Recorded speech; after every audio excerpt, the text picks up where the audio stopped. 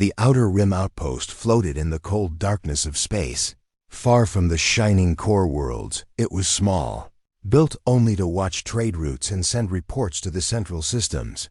Life here was quiet most days, but tonight was different. Tonight.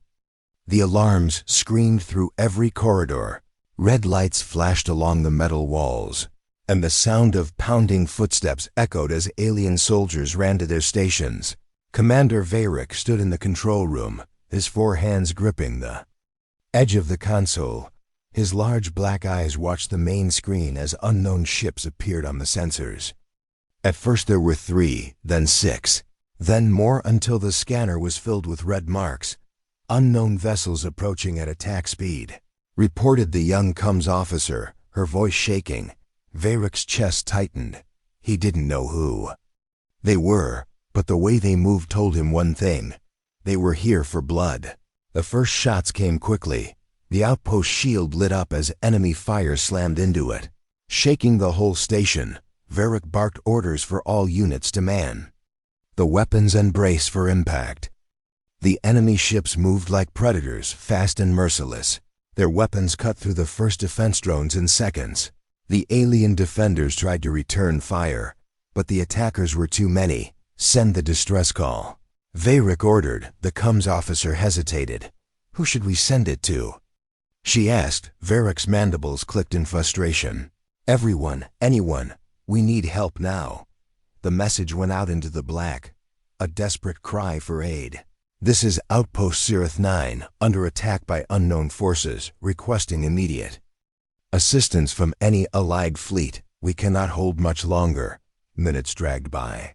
The enemy broke through the first layer of shields. Explosions rocked the station. Dust and smoke filled the air. Varric's mind raced. They were too far from the main fleets. No one would reach them in time. The young soldiers in the control room whispered to each other, some saying prayers to old gods, others staring blankly at the flashing lights. Then, a crackle came through the comms. Everyone froze.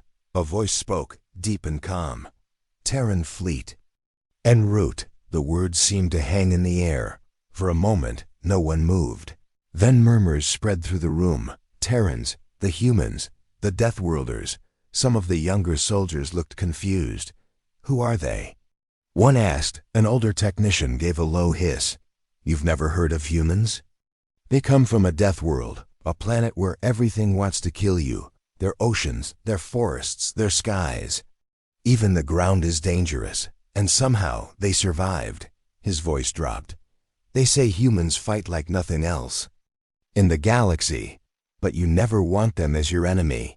The comms officer glanced at Varric nervously. Do we trust them? She asked. Varric stared at the console, feeling the station shudder under another blast. If they can fight, we don't have a choice, he said. Outside, the enemy ships circled like wolves. Each hit to the shields drained the last of their power. The weapons officer shouted that ammunition was running low. The attackers launched boarding pods toward the station. Varric knew what would come next. Close combat. Hallways filled with blood.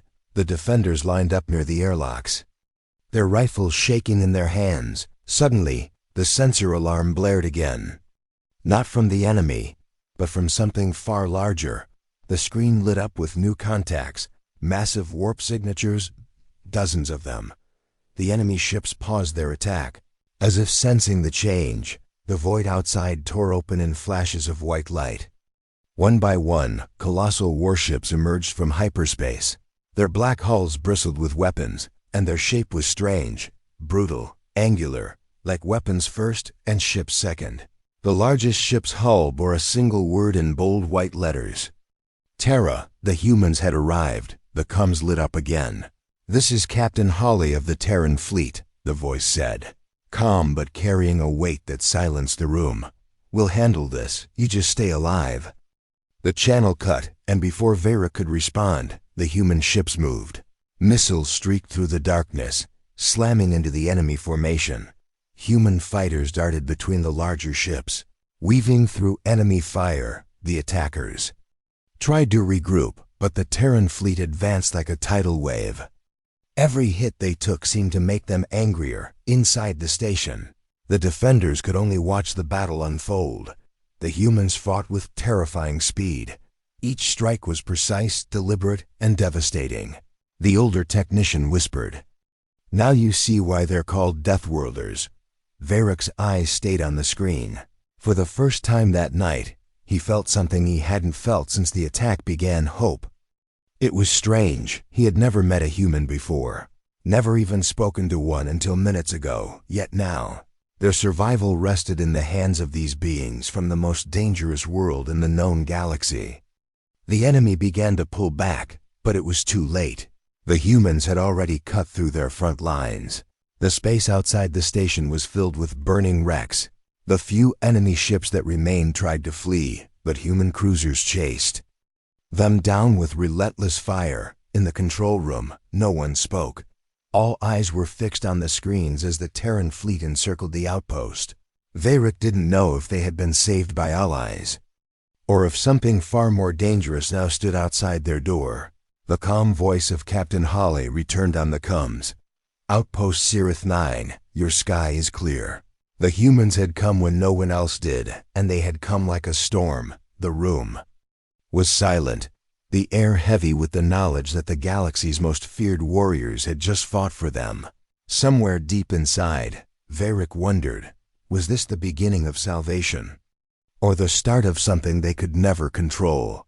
The air inside the outpost still smelled of smoke and burnt metal. The lights flickered, casting long shadows across the walls. Outside the windows, the hulks of enemy ships drifted silently, their fires slowly dying in the black.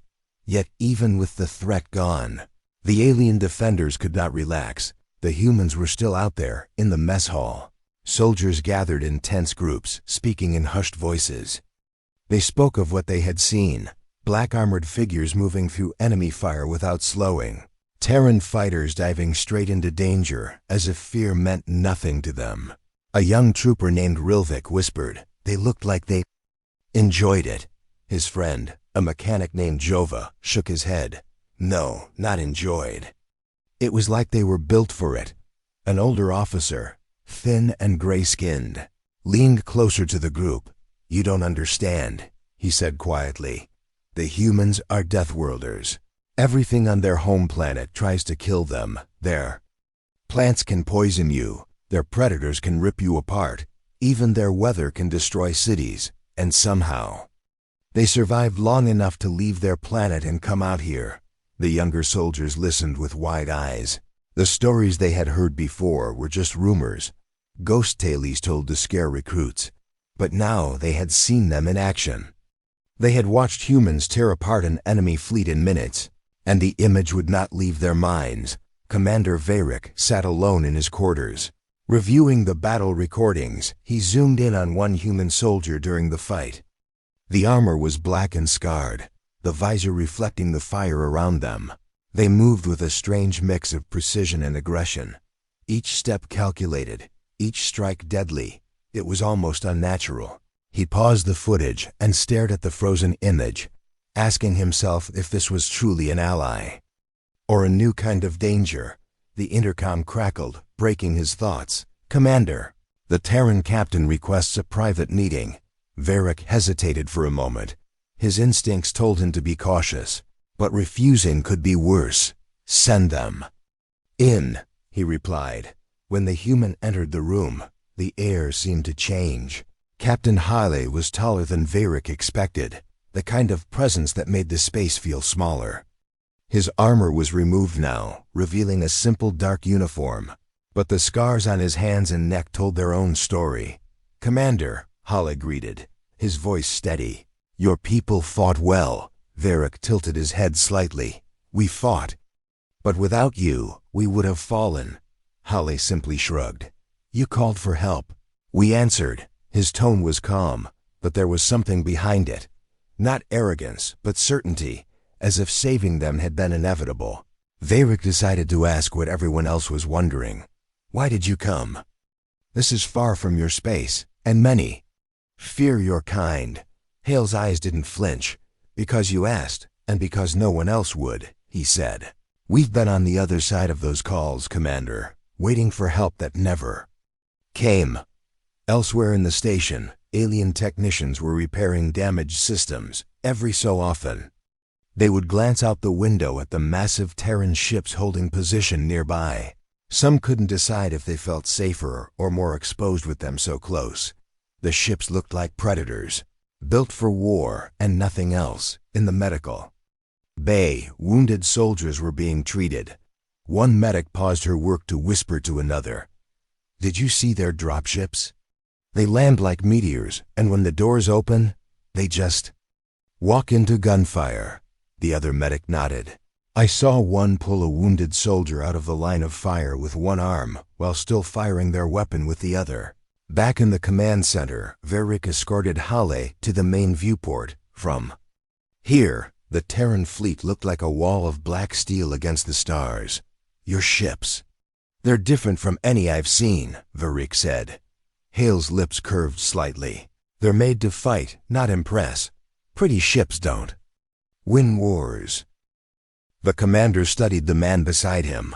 There was no visible sign of pride or boasting. The human spoke of war the way one might speak of farming or mining, just a fact of life that made Varric uneasy. If war was simply a task to them, then what did that make everyone else? Tools? Assets? Their conversation was interrupted by a sudden alarm. A small group of surviving enemy ships had regrouped and were making a slow approach. "They're not retreating," Varric muttered, but Halle only gave a short nod. "They're testing US, seeing if we'll hesitate." He tapped his cum. "Alpha wing on me." Before the alien crew could react, Terran fighters detached from the fleet like a swarm of shadows. The humans didn't wait for the enemy to fire. They struck. First, their formation moved like one mind, weaving and striking. The alien defenders watching from the control room could barely keep track of them.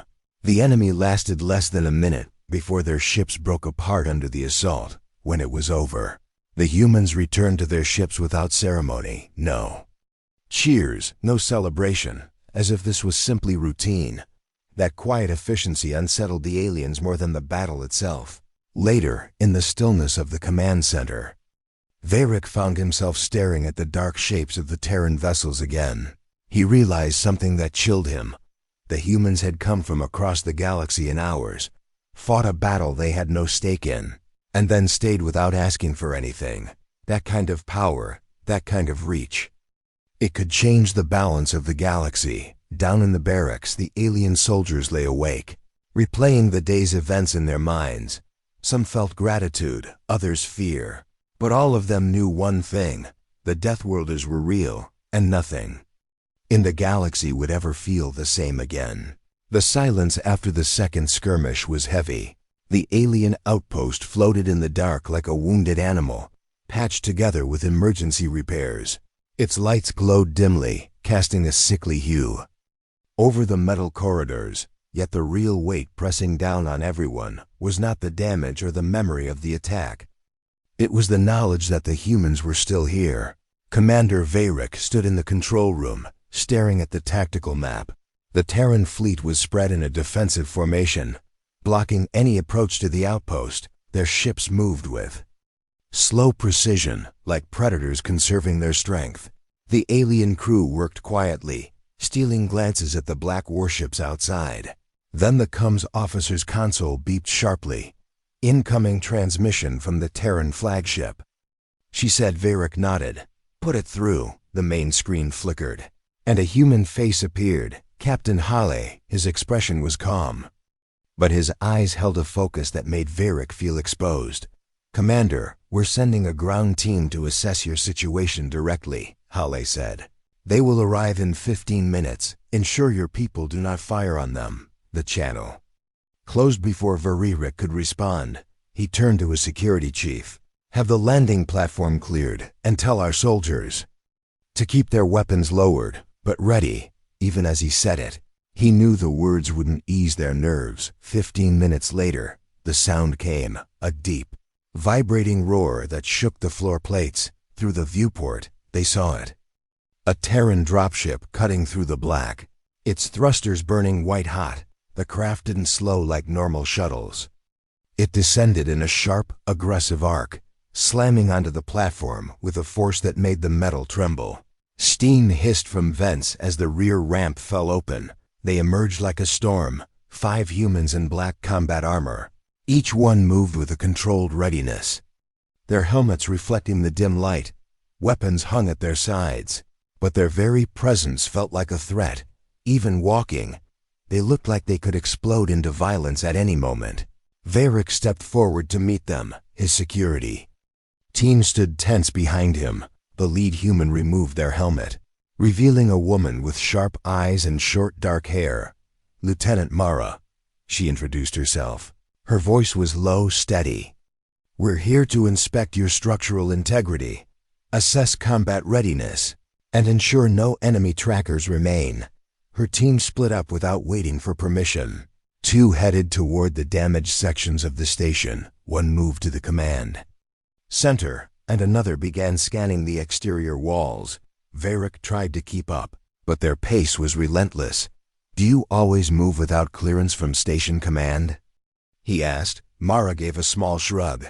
"We move fast, Commander. That's why we're still alive."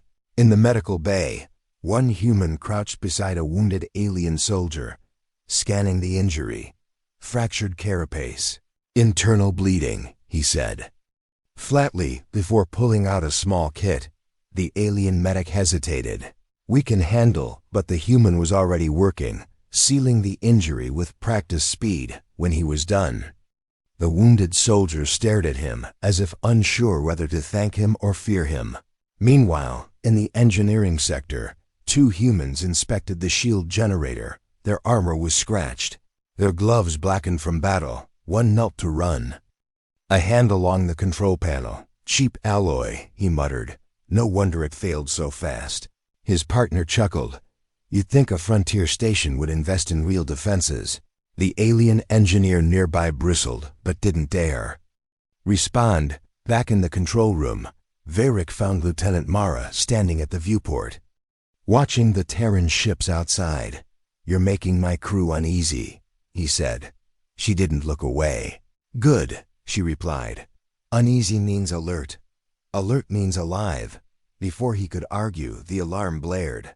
Enemy contacts appeared on the long-range sensors, small and fast, heading straight for the outpost. The comms officer called out, "Multiple incoming. Estimated time to contact, 6 minutes." Varric turned to Mara, expecting her to call for reinforcements. Instead, she tapped her comm and said calmly, "Alpha Squad, redeploy. We've got stragglers." Within seconds, the humans were moving again. They didn't rush to the docking bay. They moved like they had rehearsed this 1,000 times. Their coordination was silent, but perfect. Varric followed them to the platform, where their dropship was already powering up.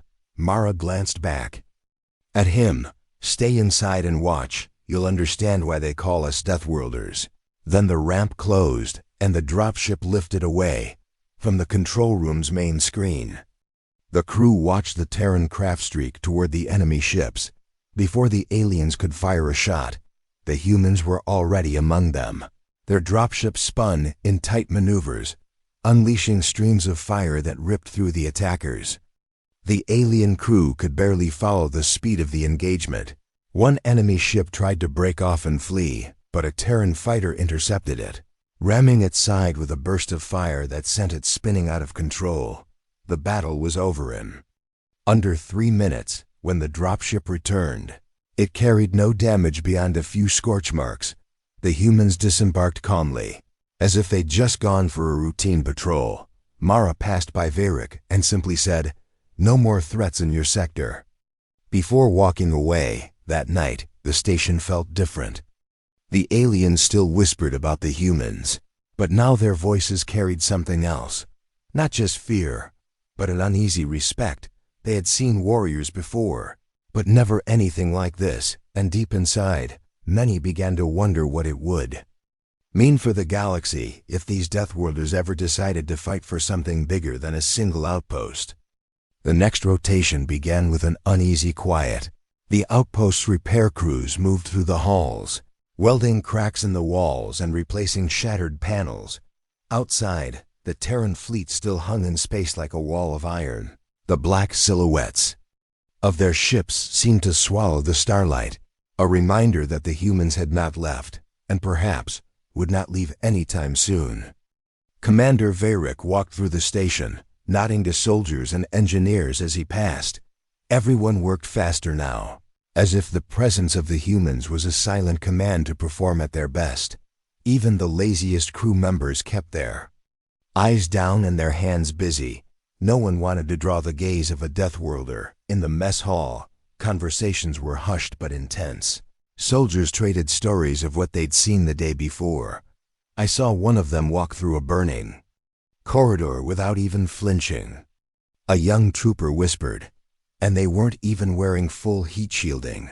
Another added, "I heard they can survive in open air for longer than most species, even with damage to their suits." An older sergeant shook his head. "Don't get too comfortable. They're dangerous, even to those they protect." Varric found himself drawn to the docking bay, where a Terran squad was unloading crates from their dropship. The containers were marked with strange human symbols. One of the soldiers cracked open a box, revealing weapons unlike anything the commander had seen. Brutal, heavy designs with a focus on function over elegance. These weren't just tools of war. They were statements. Lieutenant Mara noticed him watching and walked over. "Curious, Commander?" she asked. Her tone was neutral, but her eyes studied him carefully. "Your weapons are unusual," Varric replied. "They look more like survival gear than standard military issue." Mara's lips curved slightly. "That's exactly what they are. We designed them to work anywhere, in any condition, and to keep working after everything else fails." Before Varric could respond, the station alarm went off again. The comms officer's voice crackled over the intercom. "Multiple warp signatures detected. They're big." Varric and Mara rushed to the control room. The main screen lit up with the sight of 5 massive enemy cruisers dropping out of hyperspace, far larger than the raiding ships they had fought before. The crew tensed, whispering nervously. Varric's weapons officer muttered, "We can't handle that kind of firepower." Mara tapped her comm. "Halle, you seeing this?" The captain's voice came back immediately. "We see it. Hold your positions. We'll engage." The Terran fleet began to shift, their ships moving into a new formation. It wasn't the standard defensive wall. It was something sharper, more predatory.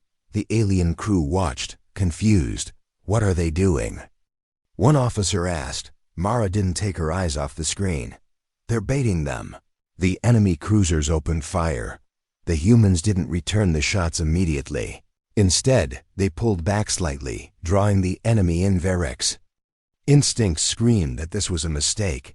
"They're letting them close in too much," he said. Mara shook her head. "No. They're letting them feel confident." When the enemy fleet was fully committed to the chase, the trap snapped shut. Smaller Terran ships burst from behind asteroids, hammering the enemy from both sides. The main human warship surged forward. At the same moment, their weapons lighting up the darkness. The precision was terrifying. Every shot landed where it needed to, crippling engines, tearing through shields. The control room fell silent. Everyone watched as one of the enemy cruisers tried to ram a Terran battleship. Instead of dodging, the human ship turned directly into the charge, unleashing a barrage at point-blank range that ripped the cruiser apart before it could make contact. The explosion lit up the viewport like a false sunrise. Within minutes, the remaining enemy ships broke formation and fled. The humans didn't chase them far, just enough to make sure they would never return. The alien crew stared at the screens, their mouths dry. It wasn't just the humans' firepower, it was the way they fought. Every move calculated for maximum impact. When the battle ended, Varric looked at Mara. "You planned that?" She gave a small nod. "We've fought worse odds. Commander, you just have to think like a predator, not prey." That night, the station was quiet again, but the mood had shifted. Fear was still there, but it was mixed with awe. The humans had not only saved them twice, They had done it in a way that showed absolute control over the fight. It made Varric uneasy in a different way. If they could dominate so easily, what would happen if one day they decided the outpost was in their way instead of worth saving? In his private quarters, Varric replayed the battle recordings again and again, watching how the humans moved their ships, how they struck with perfect timing. He could not shake the thought that they were holding back, that this was only a fraction of what they could do. And if that was true, then perhaps the galaxy had no idea just how dangerous Deathworlders really were. The next day began with a strange stillness. The debris from the last battle drifted lazily outside the viewport, lit faintly by the cold light of distant stars. The Terran fleet held position, silent and unmoving, like a pack of predators resting after a hunt. But inside the alien outpost, no one was resting. Crew members moved through the corridors with a new urgency. Repairs continued non-stop. And every conversation was marked with the same undercurrent. The humans, some spoke of them with gratitude, others with unease, but all agreed on one thing: no other species fought like that. Commander Varric sat in the control room, reviewing the sensor logs. He noticed a pattern during the last battle. The humans had intercepted every incoming enemy transmission before it reached the outpost. They hadn't mentioned it, but clearly, they were monitoring everything. It was a subtle reminder that the Terrans weren't just fighting for them, they were also watching them. The comms officer interrupted his thoughts. "Commander, Captain Hawley requests your presence aboard the Terran flagship." The words made the entire room go silent. No one from the outpost had set foot on a human warship before. Varric hesitated, then gave a short nod. "Prepare a shuttle." The trip to the Terran flagship was short but tense. As the shuttle approached, Varric could see the scale of the ship. Its hull was scarred from countless battles, yet it radiated strength. Docking clamps locked into place with a heavy clang, and the hatch slid open to reveal two human soldiers in dark armor. They said nothing, only gestured for him to follow. The corridors inside the flagship were different from any vessel Varric had seen. No decoration, no soft lighting. Everything was hard metal, exposed conduits, and reinforced bulkheads. Every step echoed. Every corner looked defensible. It was a ship built for survival, not comfort. Captain Hall waited for him in a stark briefing room. His uniform was plain, the only markings a small insignia over his heart. "Commander," Hale began, "I wanted to speak with you about your outpost defenses." He pulled up a holographic display showing the station, highlighting weak points in the shields, hull, and weapon placements. "You're too exposed here," Hale said. "If those enemy cruisers had been a little better organized, we wouldn't be having this conversation." Varric felt a sting of pride, but kept his voice even. "We're not a military base, Captain. We monitor trade routes." Hale's gaze didn't soften. "Trade routes are exactly what your attackers wanted. You're sitting on a valuable choke point, and now they know it." Before Varric could respond, an alarm blared. The walls lit with red warning lights. Hawley tapped his cum. "Report." A voice replied instantly. "Multiple small craft on approach. No transponder codes, likely raiders." Hawley turned to Varric. "You're about to see how we handle close encounters." They moved quickly to the main hangar. Terran soldiers were already prepping for boarding defense. Some stood in heavy armor with massive rifles. Others carried tools and equipment Varric didn't recognize. The raider ships came in fast, ignoring hails. They latched onto the outer hull like parasites. The humans didn't wait for the raiders to breach. They counterattacked immediately. Bulkhead doors slammed shut to contain the intruders, and squads moved with precise coordination. Varric watched from behind a protective barrier as a human soldier met a group of boarders head-on. The Terran moved like a machine, striking low, firing twice, then vanishing behind cover. Every motion was efficient, no wasted movement elsewhere in the ship. He saw humans using weapons that seemed designed to terrify as much as to kill. Concussion grenades that filled corridors with blinding light and sound. Drones that tracked targets through walls. Even unarmed, the humans fought with a kind of ruthless adaptability that made his skin crawl. Within minutes, the raiders were either dead or captured. The humans moved to secure them. Binding their hands with metal restraints, Halle walked up beside Varric. That's the difference. Commander, we don't wait for the enemy to dictate the fight. We end it before they can think. Back on the outpost later that day, word of the raid and the human swift victory spread quickly. The alien soldiers began to look at the Deathworlders differently. Not just as saviors, but as something far more dangerous. Varric noticed it in their posture, in the way they spoke, respect laced with fear. In the mess hall, one young technician whispered, "If they can do that to trained raiders, what could they do to us if we made them angry?"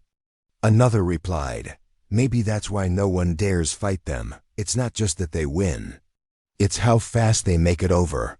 That night, Varric stood alone by the viewport, staring at the Terran fleet. They had saved his station 3 times now, but the more he saw of them, the more he realized the humans didn't just win battles. They controlled them completely. And that kind of power was something the galaxy would one day have to reckon with.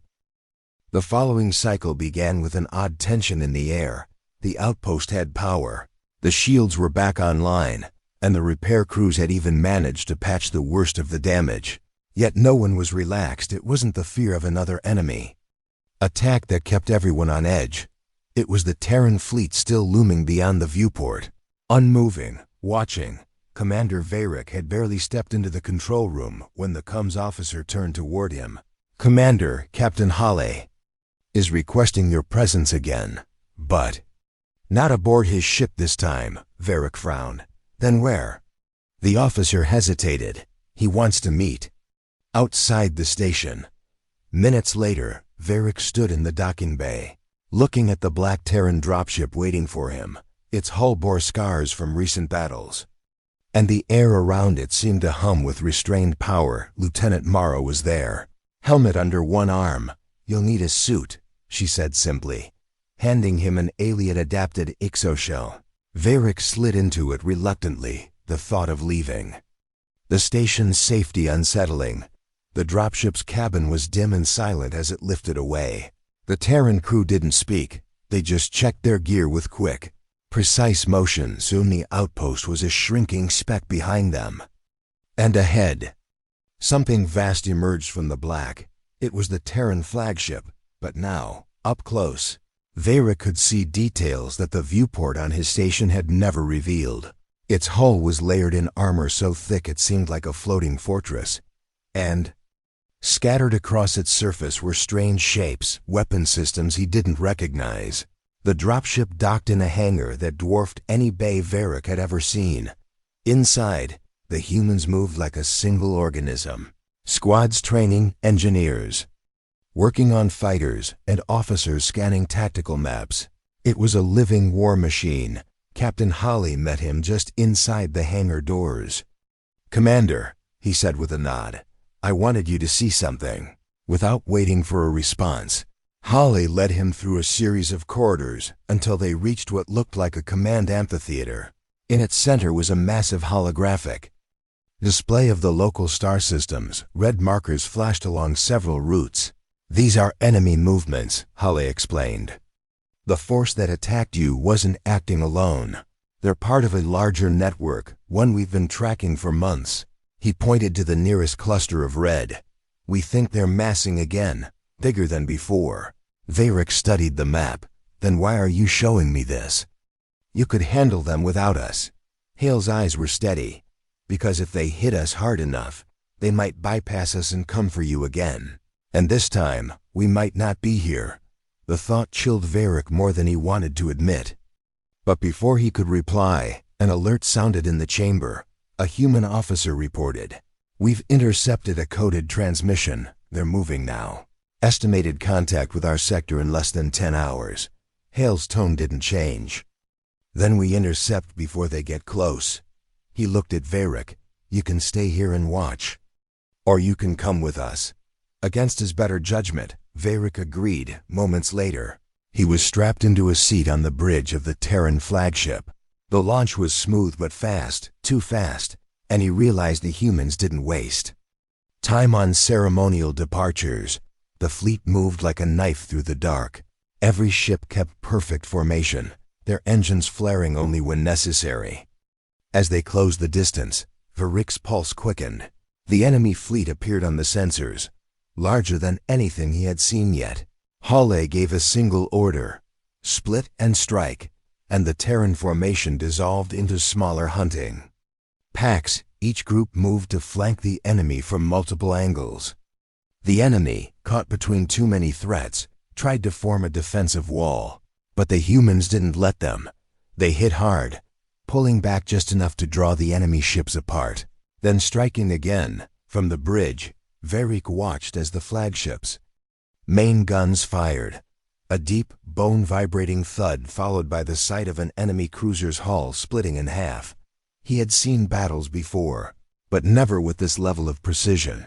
The humans weren't just stronger. They were smarter. Every maneuver forced the enemy into a worse position. Every hit weakened their resolve.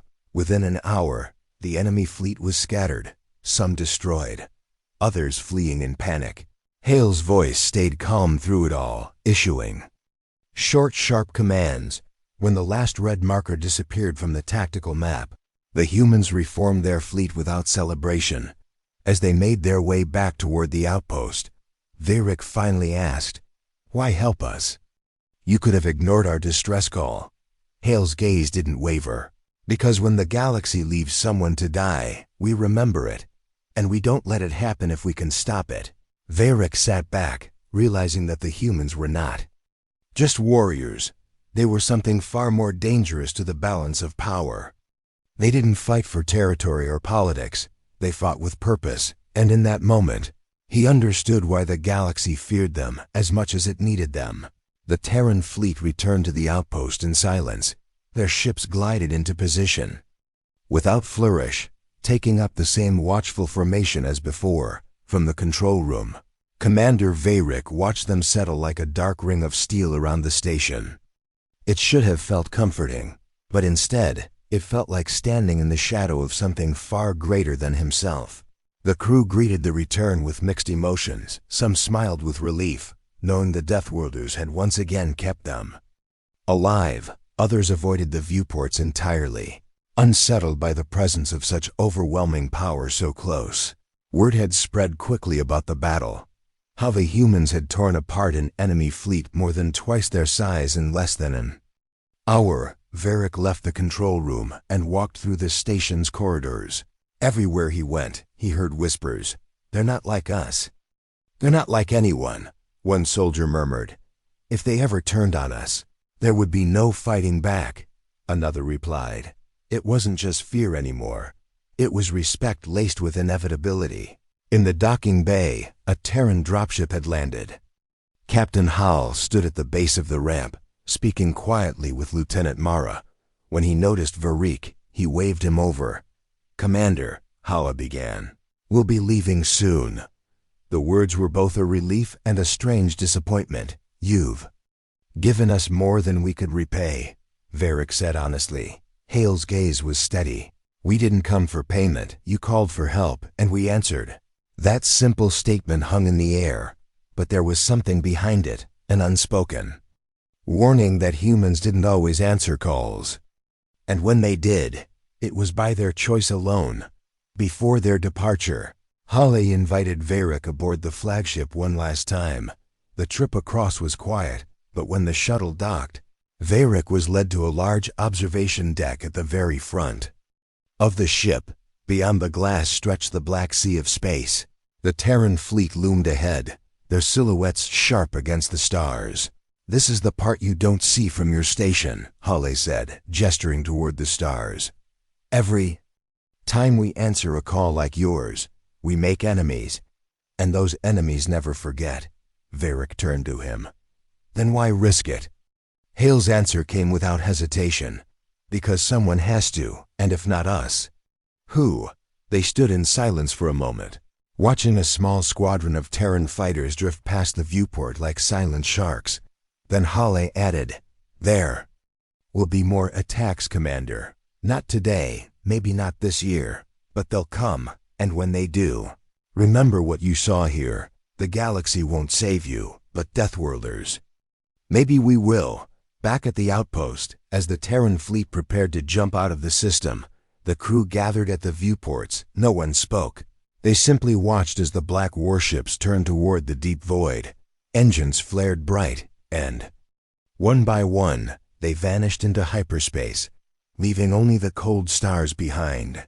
The station felt quieter than ever. The air seemed thinner, the corridors emptier. It wasn't until that moment that Varric realized how much space the humans had taken up in his thoughts, and how their presence had changed the way his crew moved, spoke, and even breathed. Later that night, Varric sat alone in his quarters, drafting his report to the Galactic Council. He paused often, staring at the blinking cursor, wondering how to describe what he had seen. How could he put into words the way the Terrans moved through battle like it was second nature? The way they planned each strike as if they'd already fought the war 100 times in their heads. In the end, he wrote only this: if you ever send a call for aid into the dark and Deathworlders answer, pray they are on your side. He sent the report and leaned back in his chair. The hum of the station filled the silence, but in his mind, he could still hear the deep thrum of Terran engines, still see the black silhouettes against the stars. Far away, beyond the reach of his sensors, the Terran fleet traveled on. Somewhere out there, another distress call would come, and another desperate voice would beg for help. And the Deathworlders, by choice, by will, and by the strange code they lived by, would decide whether to answer. Varric didn't know if they were saviors, predators, or something in between, but he knew one thing with certainty: the galaxy was safer when they were near, and far more dangerous when they were not.